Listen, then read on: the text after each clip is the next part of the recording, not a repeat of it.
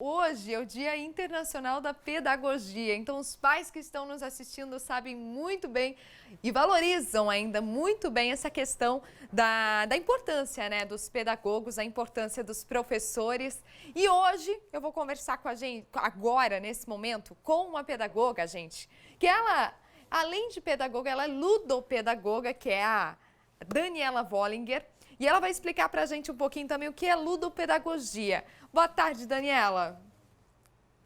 A ludopedagogia, ela trabalha as atividades educativas com brincadeiras, né? É o desenvolvimento lúdico, é a parte do brincar, do interagir, promover o engajamento, o protagonismo das crianças no desenvolver. Entendi. E olha só, nessa época está sendo bem complicado, os pais que estão nos assistindo sabem muito bem disso, né? Porque assim, as crianças, elas evoluem muito rápido. A gente vê por um bebezinho, daqui a pouco está engatinhando, daqui a pouco está andando, daqui a pouco está falando. E cada mês é muito importante. Então, como fazer para que esse período seja também de aprendizado para essas crianças?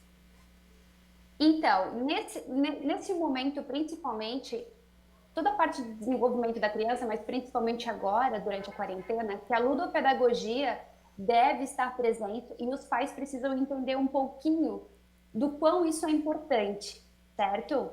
Quando a criança brinca, ela brinca com a representação da realidade. Ela vai brincar de ser bombeiro, brincar de ser professor, brincar de ser repórter. Isso que desenvolve a parte de desenvolvimento educacional, de letramento, enfim, a ludopedagogia consegue desenvolver um pouco de tudo. E nesse período, os pais podem participar ativamente, além das atividades escolares, promovendo brincadeiras com os filhos que tragam a ludopedagogia, que façam essa participação. Brincadeiras simples, leitura e interpretação de livros, brincadeiras como imagem em ação, jogos, tudo isso vai trazer o desenvolvimento da criança.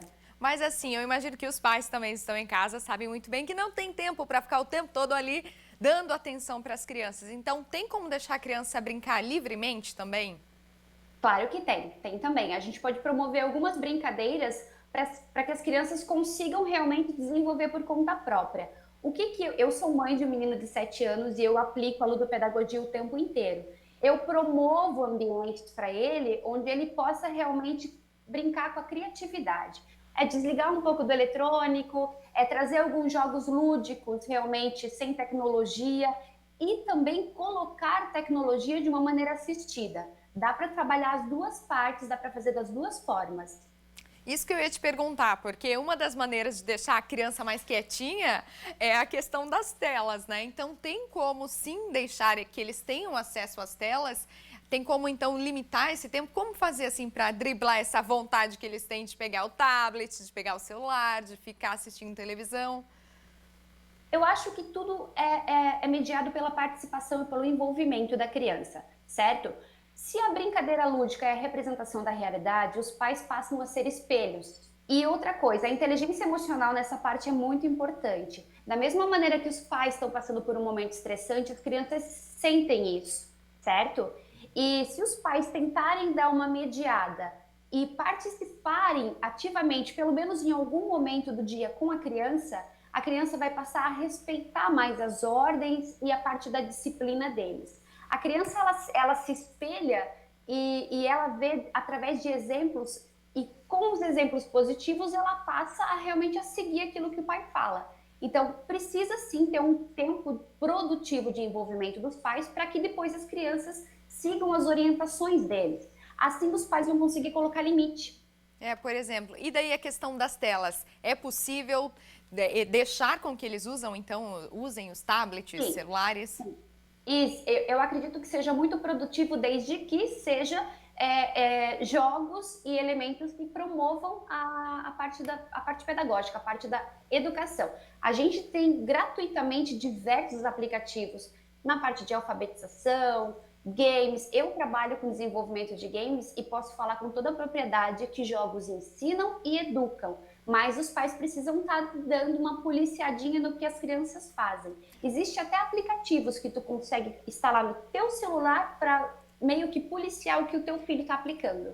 E também assistir a desenho animado, nesse sentido, em que não engaje a criança, mas ela esteja só como espectador, também pode? Ou você acha que isso pode atrasar o aprendizado? Não, eu não, eu sou totalmente a favor. A gente tem disponível hoje o Netflix está aí aberto para todo mundo, muito documentário interessante para criança, muita coisa legal que a criança pode participar. O meu filho de 7 anos, no momento, está apaixonado por um documentário que fala de grandes personalidades, como Albert Einstein, enfim.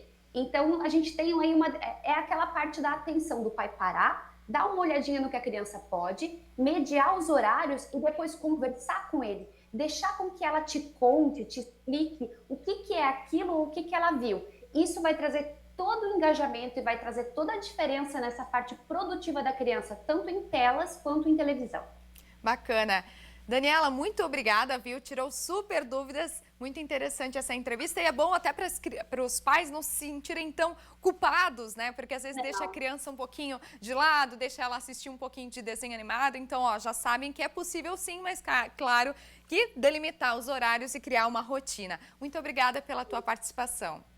Sonho, bom dia a todos. E feliz dia do pedagogo para todos os educadores que, para mim, são pessoas especiais.